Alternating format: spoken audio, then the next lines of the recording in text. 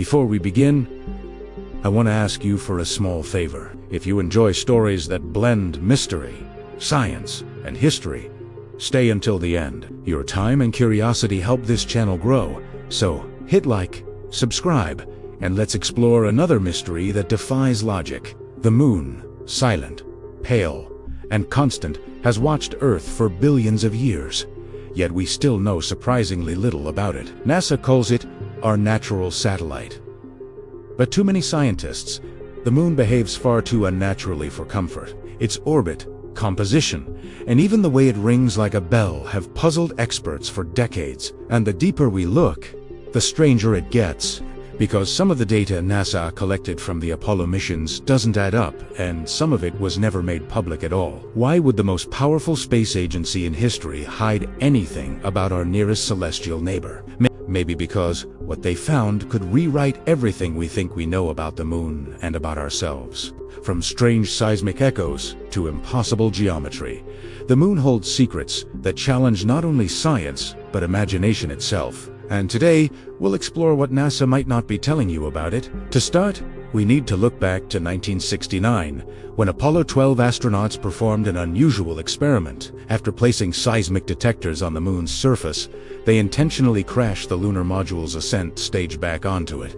The impact shook the surface, and what followed left scientists speechless. The moon didn't just tremble. It rank. For nearly an hour, seismic instruments recorded reverberations, like sound waves echoing through a hollow shell. One scientist famously said, "The moon rang like a bell," a poetic phrase but also a terrifying one, because if the moon rings like that, it suggests its interior might not be solid as we expect. NASA repeated similar experiments with Apollo 13 and found the same pattern. The moon vibrated as if it were built differently from any natural object we know, so they changed the subject. Officially, NASA explained the phenomenon as the result of unique lunar geology, dry rock, no atmosphere, less damping of vibrations. But even with those variables, data didn't quite match the models. Something about the moon's structure remained inconsistent. Soviet scientists noticed it too.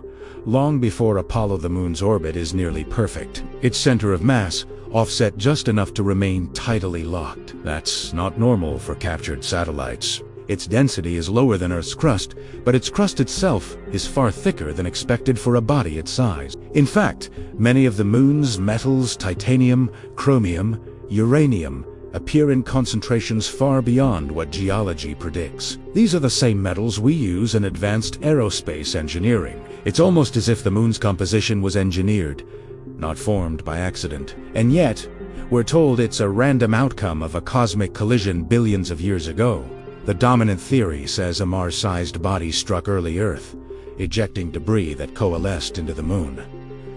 But if that were true, the moon should share Earth's chemical fingerprint, and it doesn't. Isotopic analysis shows the lunar surface has anomalies that don't exist anywhere else in the solar system. Some elements are too pure, too uniform, as if refined. Others suggest exposure to radiation that only occurs outside Earth's protective magnetosphere. That means the moon might not have formed here at all.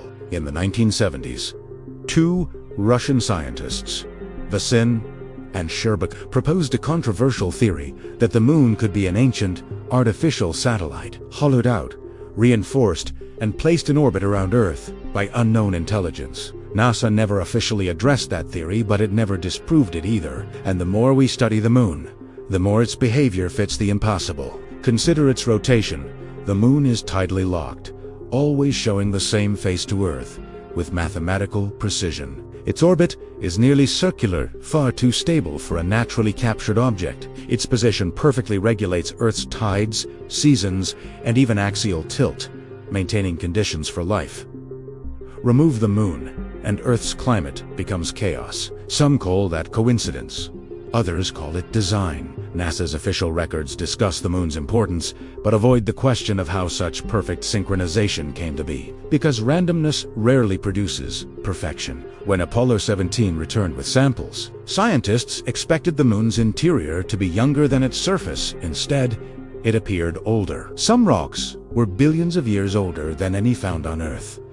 It's as if the moon came first, and Earth followed. NASA's own documents show inconsistencies between mission logs and released footage. Several data tapes, including original telemetry from Apollo 11, were mysteriously lost or erased. Over 700 boxes of materials vanished from archives, never recovered. Officially, they say it was an administrative error. But to researchers who've studied NASA's internal memos, it looks more like selective silence. Why erase the most valuable data humanity ever recorded? Unless some of that data contained things the public wasn't meant to see.